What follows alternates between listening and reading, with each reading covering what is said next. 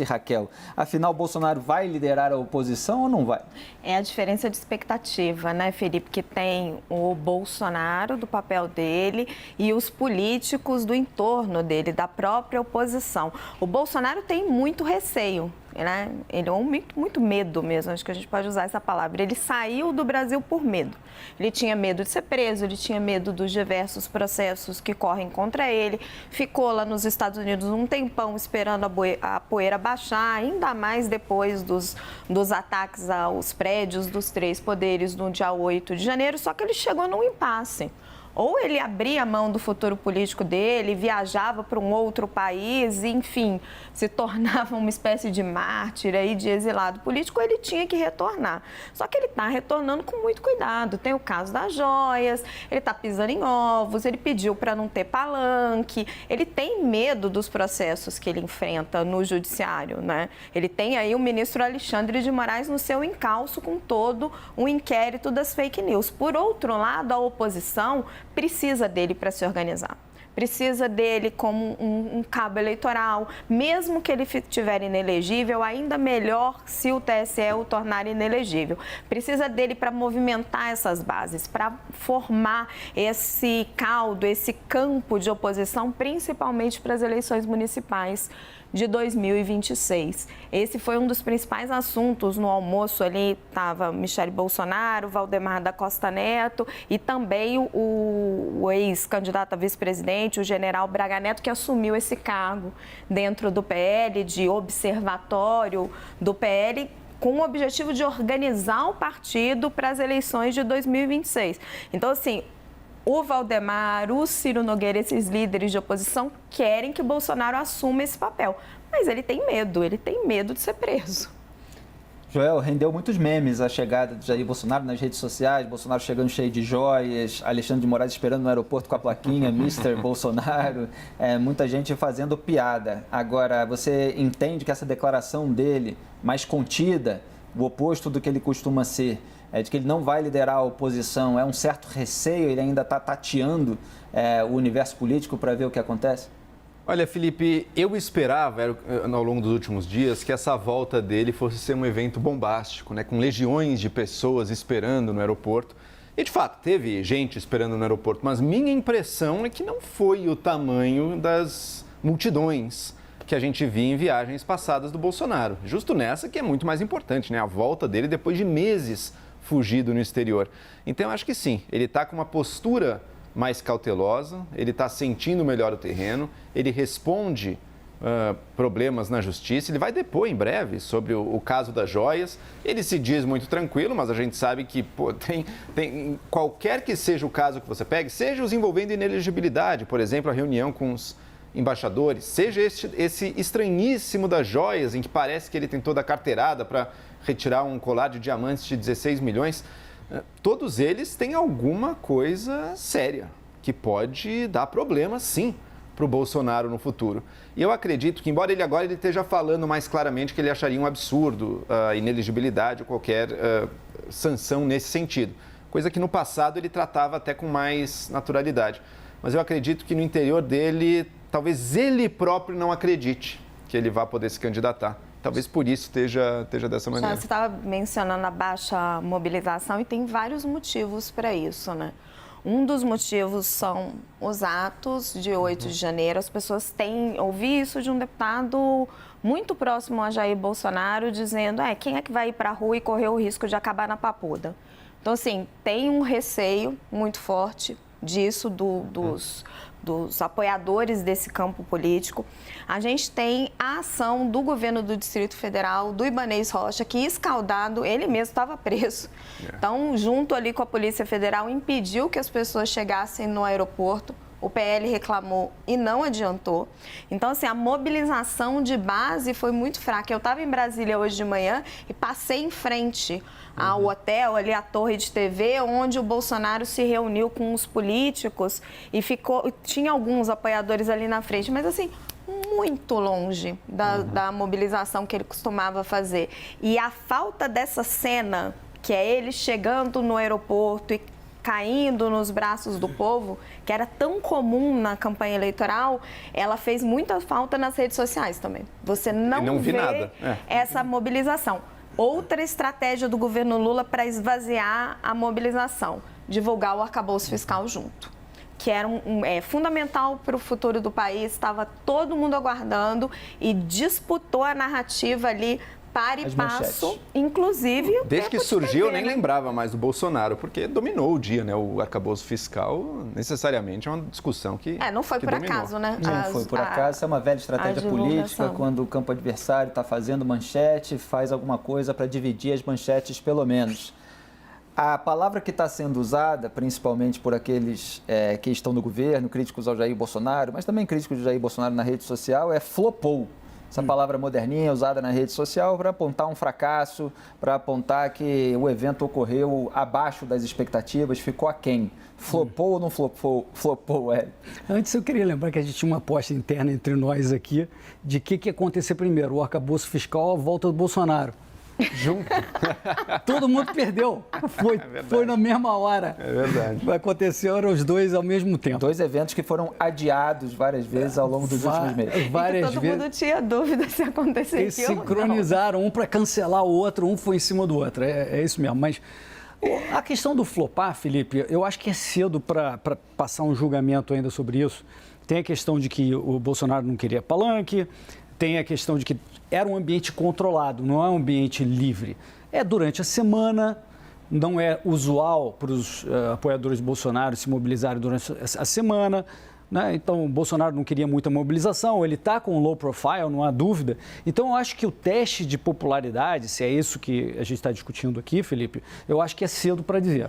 Acho que a gente vai ter que esperar o primeiro evento que o Bolsonaro efetivamente convoque, mobilize e para a gente realmente passar um julgamento do que se alterou desde que ele saiu da presidência da República. Acho que é por aí. Vocês falaram do escândalo das joias. Mauro Cid foi intimado, ajudante de ordem de Jair Bolsonaro, que naquela lista, né, que o Estadão publicou originalmente, de 8 iniciativas para retirar as joias que ficaram retidas na Receita Federal, ele aparece ali na 8ª como quem determinou que outra pessoa pegasse o avião da FAB, da Força Aérea Brasileira, fosse de Brasília para São Paulo, para atender as demandas do presidente, está lá registrado, de acordo com o jornal. E foi uma pessoa lá tentar retirar mesmo e acabou não conseguindo, né? Então, Jair Bolsonaro também vai depor. Ele certamente está ressabiado aí com todo esse desgaste, embora nessa polarização, Raquel, como a gente tem apontado, fica todo mundo se limpando na sujeira do outro. Quer dizer, você vê a declaração do Bolsonaro, ele fala do governo, essas pessoas aí, esse nível dessas pessoas e tal, ele joga para o outro lado, né? A gente tende a ver isso acontecer dos dois lados, já que a Gleisi Hoffmann fez uma peça que parece de propaganda eleitoral para comparar os dois governos. É um terceiro turno que começa agora? Nossa, é difícil, né? Imaginar já um terceiro turno agora, mas o Brasil vive constantemente em eleição. Felipe, o depoimento está marcado para o dia 5 de abril, né? A Polícia Federal já marcou, tem muita coisa para ser esclarecida. O papel do Mauro Cid, quando ele, esqueci a patente do militar, que ele manda para intimidar o servidor da Receita Federal a liberar as joias. Enfim, vai ser um dos processos jurídicos que Bolsonaro enfrenta. Eu tenho uma opinião diferente do Hélio, eu acho que o evento flopou.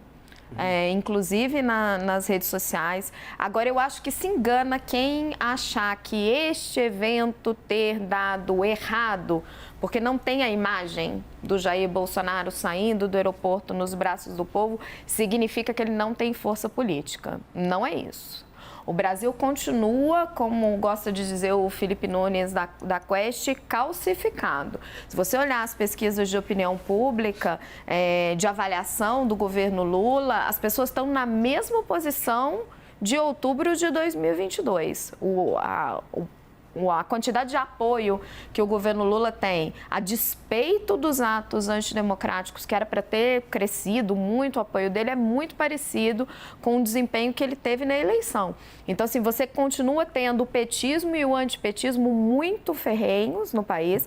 Bolsonaro é uma das figuras que mais ele personifica esse antipetismo, ele consegue trazer isso para ele e o governo dá muita margem para ele de discurso, comete muito erro. Então, assim, a oposição ela sempre cresce em cima dos erros do governo. Quanto mais o Lula errar, mais o Bolsonaro vai crescer, apesar de todas as minas, todas as dificuldades que ele tem pelo caminho. Que foi o que aconteceu ao longo do governo Bolsonaro. Quer dizer, o Bolsonaro, com a conduta dele na pandemia, com todas as polêmicas que provocava, ele foi ali cozinhado a banho-maria por uma oposição que muitas vezes não foi tão incisiva em termos de pedir impeachment, por exemplo. Ninguém tinha interesse nisso. Ninguém tinha interesse. Tinha interesse em que ele chegasse desgastado para a disputa eleitoral e pudesse perder, exatamente como aconteceu. Vamos ver como é que vai se comportar Jair Bolsonaro diante do governo e se o governo vai conseguir entregar resultado para minimizar essa eventual oposição. Ainda na entrevista à CNN, Bolsonaro afirmou que o terceiro estojo de joias que ganhou de presente do governo da Arábia Saudita está cadastrado e por isso foi divulgado. O kit foi revelado pelo jornal Estado de São Paulo e confirmado pela CNN. Vamos ver. A imprensa só noticia porque foi cadastrado. Se houvesse má fé por parte de alguém, não teria sido cadastrado. Como é que o Estado de São Paulo descobriu isso? Está cadastrado, tem um documento mostrando isso, que entrou no arquivo pessoal ou público do presidente da República. Só de camisetas, acredito que tem umas 3 mil camisetas. Alguém acha que eu recebi as 3 mil camisetas? Tem lá algumas dezenas de facas, dezenas de relógios. Tem relógio que não tem valor comercial nenhum. Tá? Tem quadros, tem tudo que você possa imaginar. Eu acredito que deve ter uns 30 mil itens a mais. Tá? Eu não pego isso. Alguém acha que eu posso pegar isso? Eu tenho como receber 30 mil produtos, até porque eu não poderia recebê-lo pessoalmente, uma questão de segurança.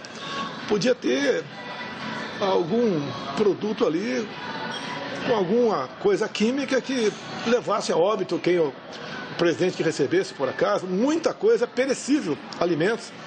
Livros, por exemplo, acredito, mais de um caminhão de livros, doamos. Agora, o TCU anunciou que fará uma auditoria, o material está guardado em Brasília, um acervo, né?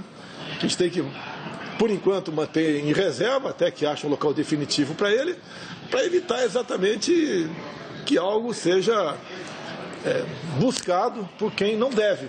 Então está tudo certo, não tem problema nenhum. Não sei porquê desse escândalo todo. Tá? Uma coisa que eu gostaria de não devolver, são as armas, né? Coisa pessoal, né? Entregar para a Polícia Federal, a PF deve fazer um bom uso disso aí, mas faz parte da regra, né? Então vamos em frente. Nada foi extraviado, nada sumiu. Esse outro pacote está à disposição.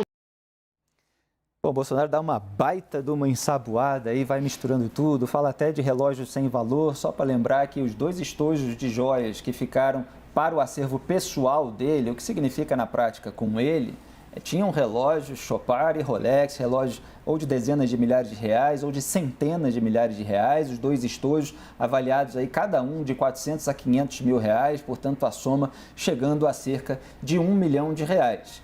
Quando ele fala de registrado, Raquel, registrado não quer dizer que não entrou para o acervo privado dele, que é esse eufemismo que está sendo utilizado para aquilo que fica à disposição do presidente, nas mãos dele, eventualmente até guardado na mansão de um amigo.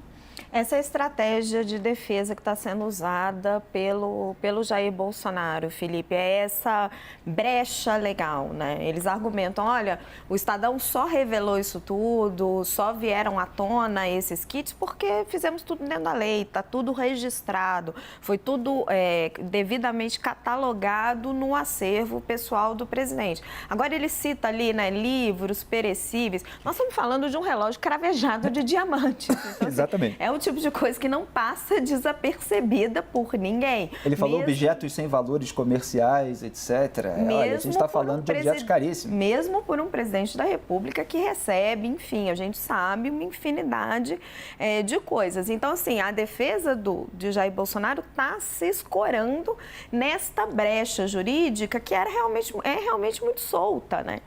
O presidente meio que pode definir a critério dele o que é personalíssimo, o que ele acha que é de uso pessoal e não é de uso pessoal. E aí vai da pessoa. A gente pode sempre, já lembramos várias vezes aqui, o caso do economista, na época, secretário Caio Megali, que recebeu um relógio e foi questionar a Comissão de Ética Pública. Posso ficar com isso aqui? não consta que Bolsonaro tenha feito isso, né? Ele cadastrou, vou ficar e colocou no seu acervo pessoal. Agora o TCU está mudando essa regra. No final de cada mandato, tudo que for recebido pelo presidente vai ser avaliado. Então, vamos torcer para que os próximos mandatários fiquem preocupados, né, com a repercussão negativa de acharem que eles tenham achado ok ficar com um relógio cravejado de diamantes de R$400 mil. E, Joel, repare que ele não fala em nenhum momento acervo privado, né? Nem que ficou com ele, como se tudo tivesse ido para algum lugar, só que poderia ter sido registrado, poderia ter sido encaminhado para o patrimônio público da União, e não foi. E esse que é o ponto, são objetos de muito valor que foi decidido ali pela turma dele que não seria encaminhado ao patrimônio público da União. Você vê aí o Bolsonaro já com um discurso de amenização? Com certeza. Os objetos ali, o relógio, as joias, eles foram de fato registrados como patrimônio pessoal dele, como acervo pessoal dele. No que, vejamos, há todo um questionamento legítimo e necessário ético a ser feito sobre isso. Tanto que outros servidores públicos levaram esse questionamento ético para as autoridades, para o TCU, para saber se cabia ou não cabia ficar com um relógio caro. O Bolsonaro, foi o caso do Caio Megali, ex-secretário de que você acabou de mencionar, exato. Para o Bolsonaro, nenhuma consideração ética, aparentemente, passou assim, nem de longe da cabeça dele. Para ele não tinha a menor dúvida. Relógio, valor de R$800 mil, está aqui, ó, acervo pessoal. Mas, de fato, registrado. Nesse sentido, apesar de todos os questionamentos éticos que a gente possa fazer, eu não imagino que ele vá ter problemas legais por conta desses relógios. Estava numa zona cinzenta mesmo, de má definição da lei, e que cabia ao presidente ali escolher. Com a joia já é diferente, porque com as joias, a gente não está nem falando desse momento de escolha ainda, elas foram paradas na alfândega. E ali na alfândega, ele poderia fazer a escolha, ir para o patrimônio da União, não pagava nada, ia só para o patrimônio da União, ou ir para o patrimônio e para o acervo pessoal dele. Mas indo para o acervo pessoal, iria pagar os impostos que a Receita Federal ia cobrar. Não queria pagar impostos de milhões de reais, imagino eu. Por isso, tentou, em 8 ocasiões diferentes, liberar aquilo ali na carteirada, contra a lei. Aí eu já não sei se realmente se cria-se ou não um problema legal mais grave pelo que parece que ele tentou fazer. E esse episódio acaba mostrando a intenção em relação aos outros. Quer dizer, a joia ficou retida, tinha a oportunidade de incorporar o patrimônio público da União, mas tentaram resgatar essas joias sem incorporar o patrimônio público da União. Tentaram uma vez, não conseguiram, tentaram de novo, até que falaram assim, vamos dar uma amenizada e vamos dizer, olha, libera aí que depois a gente vê para onde vai. Então tem lá a possibilidade de ir para o acervo pessoal, a possibilidade de ir para o patrimônio público da União. Agora eles não aceitam, eles não foram resgatar para o patrimônio público da União. Então, é tudo realmente muito suspeito, parece aquele libera ali que a gente vê depois e se colar, colou, a gente fica com isso, se ninguém reparar, não fala nada. E se descobrir, fala isso que o presidente falou. Se a alfândega não tivesse parado, mas não tem a menor dúvida, né? Teria tido o mesmo exato destino das outras joias, que passaram ilesas ali pela alfândega, ninguém barrou, declarou como patrimônio pessoal. Por sorte, ocorreram esses dois fatores. As joias presas ali na Receita Federal e a imprensa indo atrás, vamos ver que presentes são esses que estão com ele aí. E descobre que o valor desses presentes é espantoso. Hélio. É horroroso. Realmente, a gente tem uma regra, né, que é uma regra que estava em vigor há muito tempo. Uma regra que permite que o presidente tenha liberdade, alguma liberdade de categorizar um presente como do acervo pessoal ou, eventualmente, do acervo público, do patrimônio da União, e normalmente não fazem isso é um escandaloso.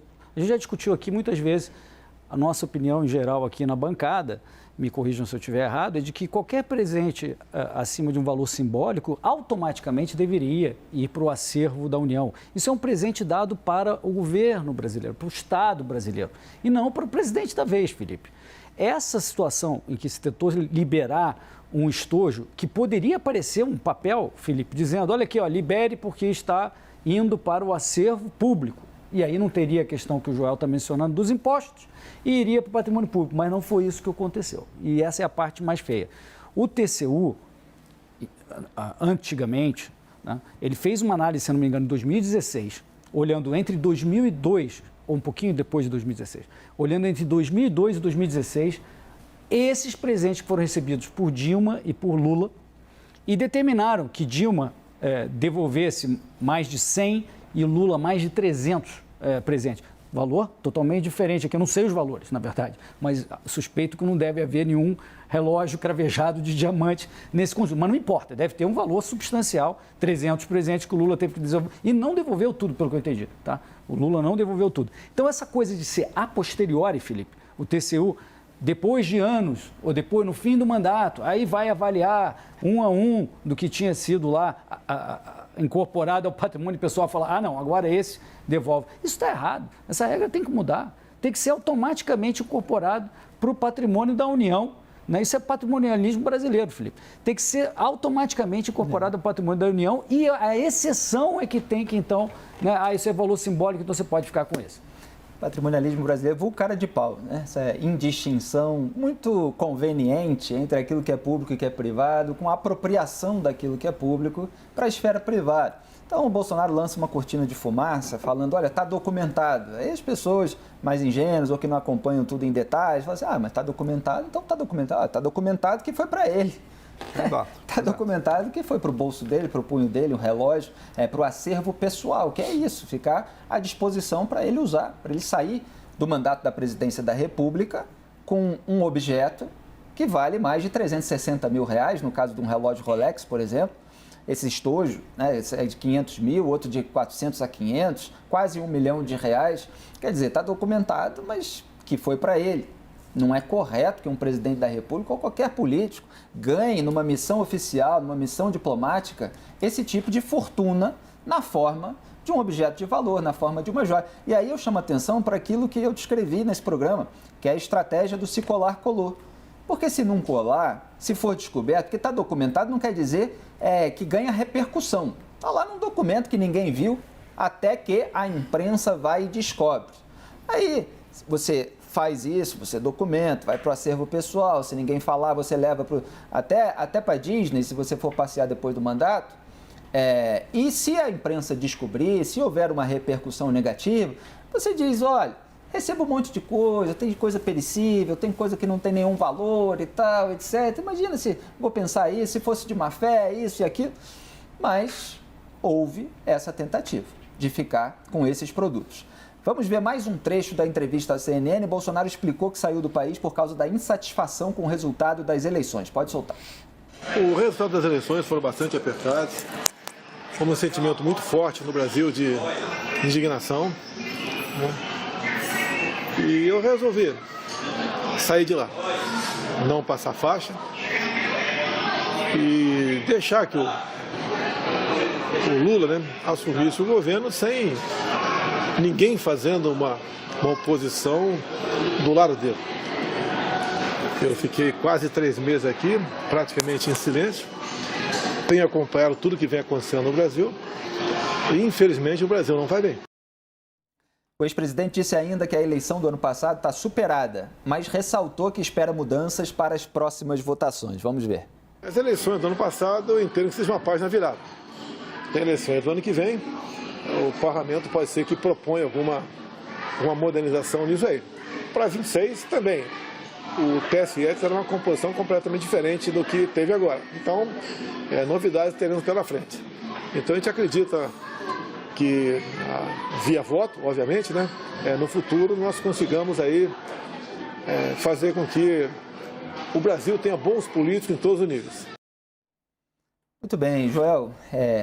Primeiro que ele está falando aí de uma maneira que é diferente daquele Bolsonaro que saiu do governo, né? Que a eleição é página virada, então aceitou o resultado. Aí também, né? Oi? Tá manso, né? Tá mais contido, né? Essa frase pressupõe que o resultado está aceito, embora ele não deixe de posar de injustiçado, dizendo que é preciso haver mudanças, que o Tribunal Superior Eleitoral precisa atuar de outra maneira. E ele falou ali também sobre o motivo da viagem para os Estados Unidos. A Raquel estava colocando a preocupação dele com processos, com operações, etc. Ele não cita nada disso. Não, viajei para o Lula poder tomar posse, sem oposição, etc. Sendo que uma semana depois, ali no dia 8 de janeiro, houve os atos golpistas de seguidores bolsonaristas. Como é que você avalia essas declarações? Pois é, agora ele tenta se pintar como muito mais democrata do que ele vinha sendo até então, né? Cadê as acusações? Antes ele dizia que tinha provas de fraude nas urnas. Isso nas que ele venceu, hein? Agora na que ele perdeu, não tem prova nenhuma, não teve fraude. Acho que ele entendeu que ele não pode nem falar isso mais, porque vai apenas aumentar as provas contra ele de que ele estava cometendo um crime sério contra a democracia brasileira, porque na figura de presidente da República acusou falsamente as nossas eleições, tentando desestabilizar a democracia brasileira e reverter o resultado nas urnas, né? Lembrando que tudo aquilo que a gente discute esses dias, né? Fez a reunião com embaixadores, usou a estrutura pública estatal brasileira para produzir vídeo de campanha ali naquela reunião, enlameando, inclusive, a imagem do Brasil, a imagem da democracia brasileira, tentando acusar falsamente de que estava acontecendo fraudes ou que poderia acontecer nova fraude. Tudo isso agora parece que ele baixou bastante o tom. Alguém realmente acha que ele quis ajudar o novo governo a tomar posse? Olha como ele cooperou, ou melhor dizendo, não cooperou com a transição do governo ao longo do fim do ano passado. É óbvio que não tinha nenhum interesse de ajudar o novo governo a tomar posse, nem nada disso. Ele estava, eu não duvido uma coisa, eu não duvido que o estado emocional dele sim tenha sido a ver, não, com essa fuga dele. Ele estava num estado quase catatônico, chorava muito, devia estar com medo, desamparado, e esse tempo ali serviu para ele recuperar um pouco a sua moral. Mas nessa volta dele aqui, com esse novo discurso mais mansinho, que apenas lamenta o resultado, não sabe se vai liderar a oposição agora, eu quero ver quanto tempo isso aí vai durar.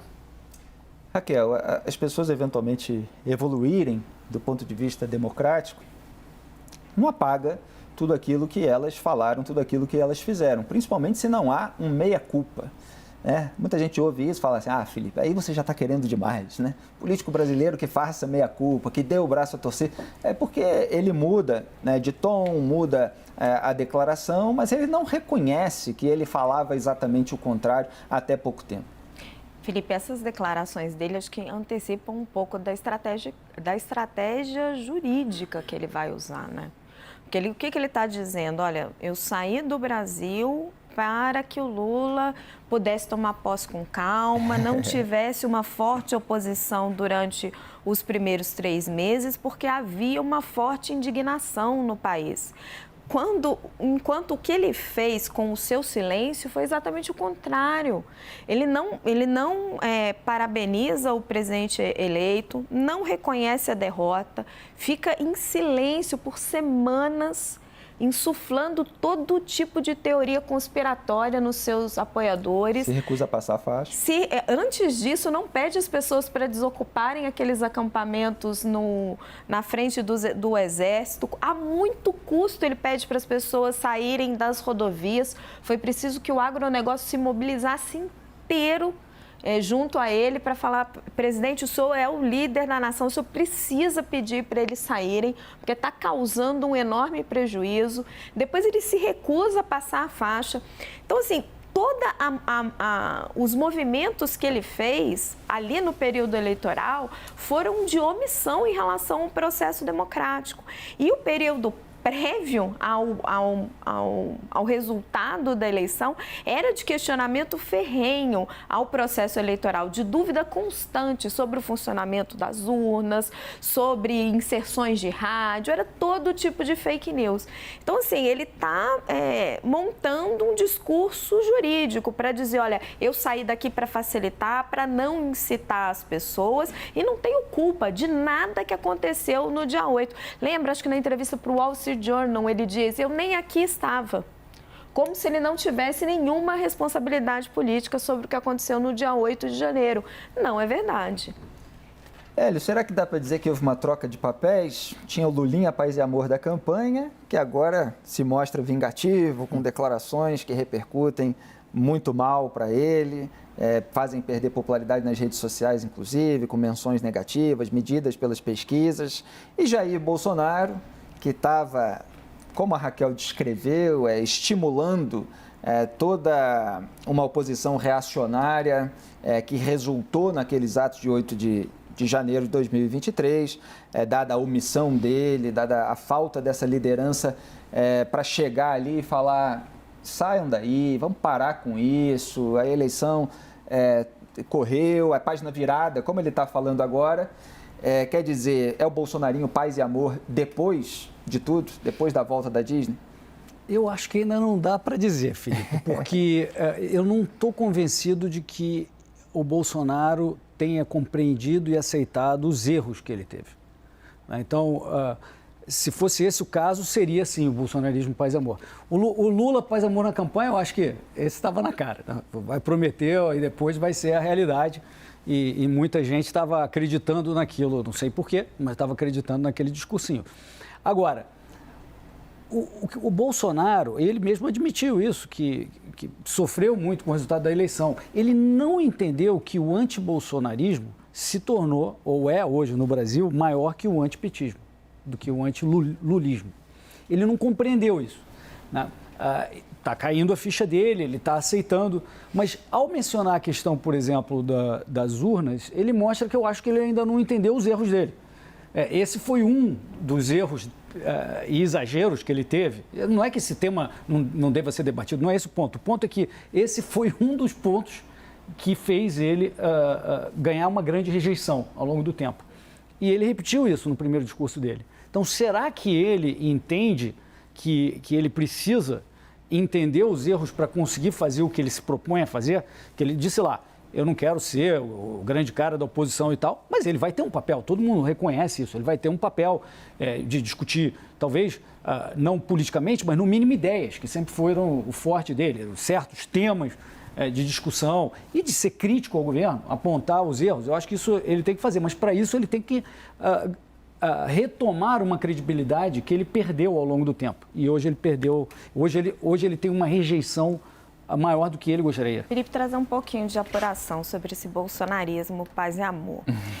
O que eu ouvi sobre aqui com isso? ironia, que fique claro, né? Porque não tem paz e amor de nenhum dos dois lados. Ambos têm discursos populistas, quer dizer, dividem a sociedade em dois campos antagônicos, cada um com o seu conceito de povo contra um sistema. Né? O Bolsonaro fala do establishment, fala dos tribunais superiores, o Lula fala das elites, mas sempre há essa divisão no discurso e isso gera muita polarização, muito ruído, um antagonismo exacerbado, muitas vezes, que resulta em violência. Então, um pouco antes dele voltar, o site Metrópolis divulgou um vídeo dele lá nos Estados Unidos, muito diferente desse Bolsonaro aí. Ele chamava o Lula de 9 dedos. Ele fazia críticas muito pesadas, algumas pertinentes, como, por exemplo, a flexibilização da lei das estatais. Isso há 24, 48 horas. Exato. Ele dizia que o Lula criticava aquela declaração infeliz do Lula sobre os livros de economia estarem desatualizados e dizia superados. E dizia que o Lula não tinha lido nem o Tio Patinhas. Então, assim, era um Bolsonaro muito diferente. Então, assim, a apuração, conversando com as pessoas do PL, é o seguinte, diante da grande imprensa, nessa chegada, nesses momentos de mais atenção pública, onde os ministros do Supremo vão estar de olho bem aberto, predomina esse Bolsonaro. A hora que ele estiver correndo as cidades do interior, as cidades médias, onde o bolsonarismo é muito forte e onde o PL e os partidos de oposição têm muita expectativa de fazer aí muitos prefeitos, a expectativa do PL é de 1000 prefeituras e não vai ter aí a grande imprensa, né, a terrível grande imprensa, para questioná-lo firmemente ali sobre as joias e sobre outros pontos. Aí vai ser outro discurso. Mas esses agora vai pontos... chegar... Não, eu ia só dizer, esses pontos que você mencionou que o Bolsonaro criticou, que eu não tinha acompanhado, eu acho que estão certos. Ele tem que criticar a tentativa mas o governo dá discurso para ele. Eu mencionei isso na minha primeira interlocução. Isso. Só que o que eu estou falando é o tom. Uhum. É um tom muito mais agressivo, muito mais belicoso, que lembra muito mais o Bolsonaro de antes. Não é esse Bolsonaro aí. Mas aí eu acho que esses temas, ele deveria ser enfático mesmo. Não estou dizendo que eu concorde com a forma, etc. Mas eu acho que são temas corretos do Bolsonaro pegar para criticar. São temas que a gente debate aqui e que são claros que são erros do Lula. Então ele tem que mesmo bater nesse tema. Sim, ele vai aproveitar. Ele vai aproveitar essas brechas de discurso. A incisividade, né, só para deixar claro, a incisividade não é crime nenhum. Muitas vezes nós somos incisivos aqui em análises, falando sobre determinado político, falando sobre determinado episódio, sobre acontecimentos. Mas 9 dedos não cabe, né? Não, exatamente. Aí você tem essa linha que muitas vezes é ultrapassada por políticos, com expressões mais hostis ou atitudes mais danosas. E aí cada um faz o seu juízo individual sobre elas. O que eu estava mostrando é a apuração, né, com os políticos. Vamos ver como que isso vai se desenrolar na prática sobre essas duas estratégias de Bolsonaro, diante da grande imprensa, nos grandes centros e como ele pretende atuar nas suas viagens pelo Brasil. Agora, Joel, a Raquel falou dessa diferença, né, do Bolsonaro para a imprensa e para as viagens no Brasil. É lógico que quando você está no palanque com os seus aliados e eventualmente sem ser entrevistado por alguém que possa contestá-lo, as pessoas ficam mais à vontade, né? Como o Lula mostrou outro dia numa entrevista a blogueiros simpatizantes. E acabam falando as coisas. Só que hoje você tem a tecnologia, hoje as pessoas filmam, quer dizer, repercute esse tipo de fala, seja onde a pessoa estiver. Está lá numa cidadezinha pequena, tá? Hoje até tinha um cantor de pagode que fez um desabafo num show numa cidadezinha pequena e tal, que viralizou na rede social. Até um tempo atrás, esse tipo de coisa não aparecia. Ficava lá na cidadezinha onde a pessoa falou. E o Bolsonaro e o Lula são dessa época, né? Às vezes as pessoas ficam até... Será que ele não entende que hoje é filmado, que vai para a rede social, depois vai para a imprensa e o país inteiro vai assistir, porque vai dar na TV. O Lula nem sabia que estava ao vivo, né? Na entrevista lá para os blogueiros, ele questionou, ele falou, depois vocês cortam. Ele nem sabia que estava ao vivo. Exato, achou que dava para cortar o palavrão. O Lula, ele é alguém que sempre teve essa característica de, dependendo do público, pode modular muito o discurso, né? Só que hoje em dia isso não cola mais. Hoje em dia, o discurso que você fez para os sindicatos específico num lugar ali, que era um discurso só para eles, o Brasil inteiro vai ver esse discurso. Se você falou uma vírgula fora ali do que você fala em geral nos outros lugares, você vai pagar um preço por isso. Eu já acho que o Bolsonaro ele é um pouco mais habituado a isso, porque eu acho que a estratégia dele, muitas vezes, é fazer esse tipo de fala, que as pessoas vão ficar indignadas, vão ficar revoltadas e tudo, mas justamente por uma parte da população ficar revoltada, a outra parte da população vai gostar e falar, é esse. E às vezes ele fala até umas besteiras, mas ele tem coragem de enfrentar essa... Autêntico. Ele é autêntico, ele tem coragem de enfrentar esse establishment, esse sistema, ou seja lá o que for. Então, acho que o Bolsonaro, ele está mais à vontade nesse novo paradigma, nessa nova realidade das comunicações do que o Lula. O Lula, evidentemente, ainda é um mestre da oratória e da comunicação, não tem a menor dúvida. Mas eu acho que o Bolsonaro explora esse aspecto do ultraje, do escândalo das redes sociais, muito mais ao favor dele do que o Lula. Vamos em frente. O ex-presidente Jair Bolsonaro reclamou que o governo Lula não cedeu carros blindados para ele se deslocar no país. A reportagem está no site da CNN. Apesar de não ter previsão legal para que a presidência ceda esse tipo de veículo, Bolsonaro cobrou esse tratamento diferenciado durante uma conversa com apoiadores na sede nacional do PL em Brasília, logo depois que chegou ao Brasil. O ex-presidente disse que está preocupado porque, abre aspas, não tem peito de aço, fecha aspas. Bolsonaro ainda disse que não foi uma atitude racional do governo negar o veículo. A Casa Civil informou à CNN que nenhum ex-presidente tem direito a usar carro blindado. A CNN ainda procurou os ex-presidentes Dilma Rousseff, Michel Temer e Fernando Henrique Cardoso. As equipes de todos informaram que eles não receberam carros blindados. Raquel, você vê algum tipo de hostilidade, de você deixar o ex-presidente inseguro de propósito por causa de uma rivalidade política ou simplesmente o atendimento da maneira protocolar? Nossa, Felipe, é difícil ir nesse caminho sem ter uma apuração detalhada disso, né? A gente está num ambiente de muita polarização, mas eu não me arrisco a afirmar que isso foi feito com intenção, sem intenção, que foi uma confusão. Eu sem uma apuração profunda nisso daí, não me arrisco não especulo não. Agora, Joel, certamente é um discurso que gera um antagonismo. Quer dizer, o Bolsonaro reclama do governo, mostra que o governo não está preocupado em proteger a vida dele, já que ele foi alvo de uma facada em 2018. E aí, obviamente, sempre volta aquela história de que o Adélio Bispo já tinha sido filiado ao PSOL, embora já não estivesse mais. E aí você cria todo esse antagonismo.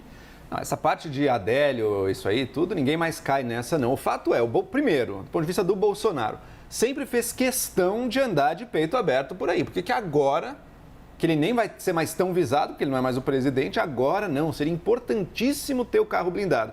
E pelo que eu vi, eu também não tenho conhecimento detalhado disso, mas pelo que eu tenho visto na divulgação e na pesquisa que alguns fizeram, o normal é os ex-presidentes não receberem o carro blindado. O Bolsonaro acha que ele é mais importante, ele quer ser tratado com um privilégio, a lei não é para todos igualmente. O ex-presidente já recebeu o carro, muita gente discute se deveria ou não deveria, enfim, é uma discussão em aberto. Agora, ele receber a mais, receber o blindado também, desculpa, não tem motivo algum para isso acontecer. Agora, às vezes a gente até esquece que existe essa possibilidade, né? Que é a possibilidade de todo cidadão comum. O político, se ele quer um carro blindado, ele recebeu salário ao longo de toda a carreira dele. Ele pode comprar um carro blindado. Quer dizer, alguém da família pode comprar um carro blindado, pode buscá-lo no aeroporto, etc. Precisa ser um carro blindado fornecido. E a remuneração do Bolsonaro vai ser de 100 mil por mês, né? Por mês. O filho tem casa milionária, mas que exatamente, é isso? Quer dizer, Bolsonaro acúmulo de aposentadorias. Está para receber aí a aposentadoria de militar, aposentadoria de deputado federal e mais salário do fundo partidário nesse cargo de presidente de honra do PL. Ou seja, isso vai dar aí mais de 80 mil reais, podendo chegar até, eu acho que são 86 mil, algo assim, no mínimo.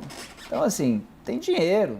Os políticos querem ser vistos como mais especiais que o cidadão comum. O cidadão comum chega, pega um táxi, pega um Uber.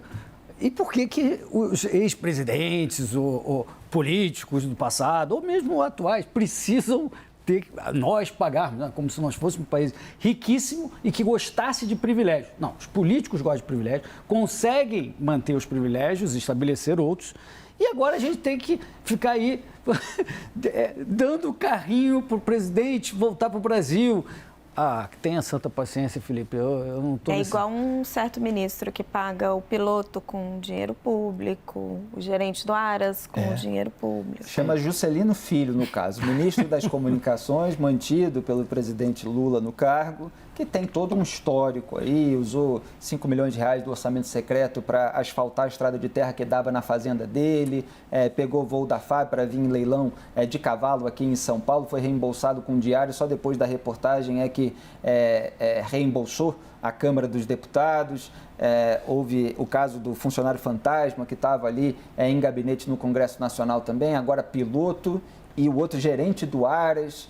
Quer dizer, você tem aí mais um exemplo desse patrimonialismo do qual a gente estava falando. Raquel, qual é a sua expectativa para os próximos dias agora em relação a Jair Bolsonaro? Ele tem uma agenda específica, a não ser dar depoimento em processo? Ele vai se situar? Você acha que ele vai continuar aí falando publicamente, já alimentando essa polarização? Felipe, se tratando de Bolsonaro, é tudo meio imprevisível, né? Nos Estados Unidos, ele tinha uma rotina de sair todos os dias e dar ali uma declaração para os apoiadores que se aglomeravam na porta da casa dele.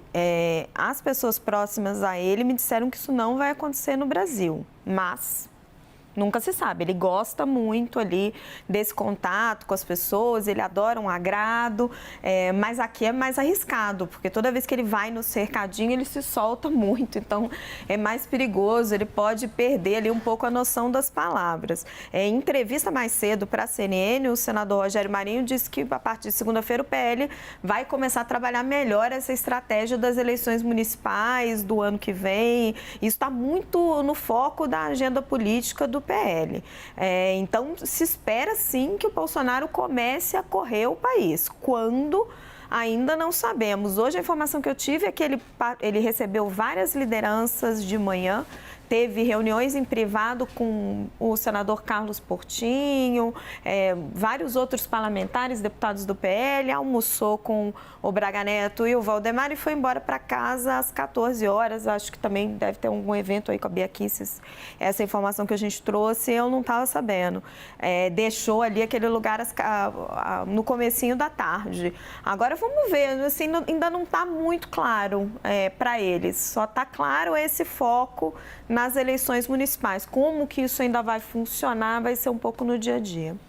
E ao falar sobre o retorno de Jair Bolsonaro ao Brasil, o ministro das Relações Institucionais, Alexandre Padilha, disse que a recepção ao ex-presidente no aeroporto de Brasília flopou. Vamos ver.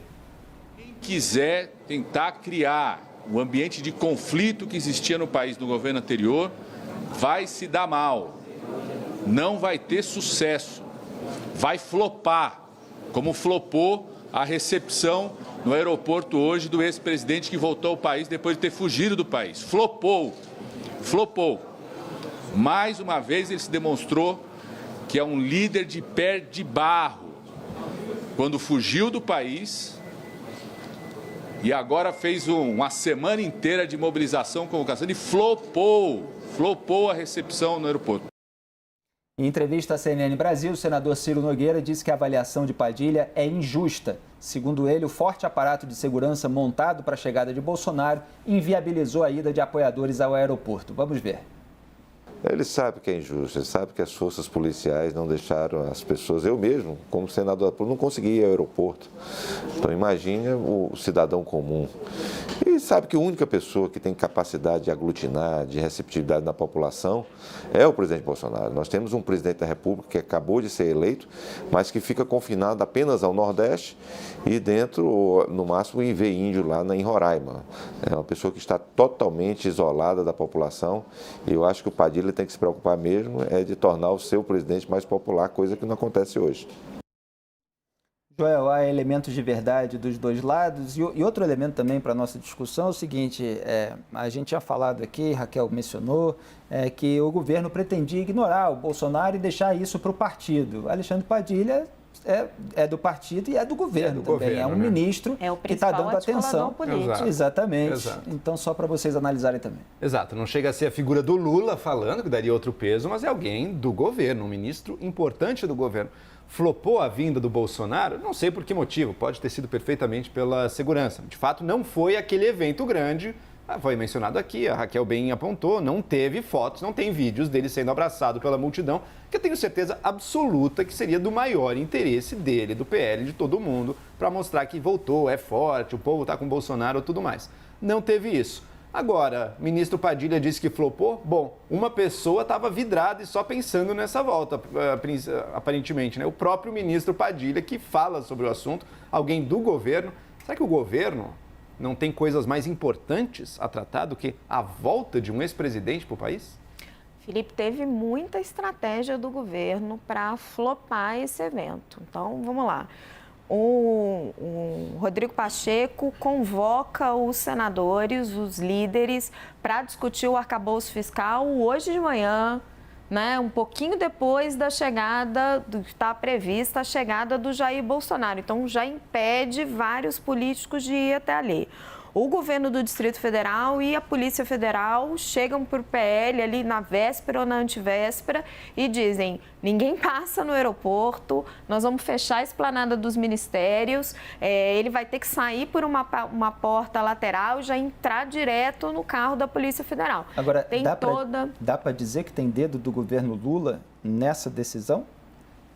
De segurança pública? É uma decisão do governo do Distrito Federal fechar o caminho para o aeroporto, fechar a esplanada. Mas na reunião estava a Polícia Federal subordinada ao Ministério da Justiça. Existe uma preocupação com segurança? Evidente que sim, ainda mais depois do que aconteceu no dia 8 de janeiro. Isso aí não tem como dizer que não. Agora, que também é evidente que ajuda a esvaziar a mobilização, ajuda. A despeito disso, os próprios simpatizantes também têm medo, como eu disse aqui. Ninguém quer fazer uma mobilização a favor do Bolsonaro e acabar na papuda. Então, assim, teve várias articulações do governo para esvaziar a chegada dele politicamente e realmente em relação a populares. Assim, eu estava em Brasília e achei a movimentação muito frágil. Assim. Mesmo na porta do hotel, não fechava o quarteirão. Não fechava toda a ruazinha ali em frente à torre de TV em Brasília. E na porta do hotel tinha restrição das autoridades ou ali era mais... Não, era para os populares. Tinha algumas autoridades, alguns carros da polícia para garantir a segurança, mas assim, não, muito longe do que a gente assistiu aqui na Paulista, enfim. As pessoas têm receio. Mas é engraçado esse medo, porque não tem a menor chance de alguém que está ali protestando, manifestando, cartaz Viva Bolsonaro, sei lá o quê. É evidente que a pessoa não vai ser presa, não tem a menor, assim, chance disso acontecer, né? A visão dos políticos é que qualquer um que sai hoje em apoio ao Bolsonaro é rotulado de golpista. Agora, depois dos atos, Joel... Vai pegar mal, que pegaria mal, pegaria. A gente olharia e falaria, onde é que essa pessoa estava no 8 de janeiro? Tem este mas movimento... ser preso por isso não vai ser preso. Tem este movimento, mas também teve o movimento do governo federal e do governo do Distrito Federal, fechando as ruas, anunciando o arcabouço e reunindo os políticos no mesmo horário.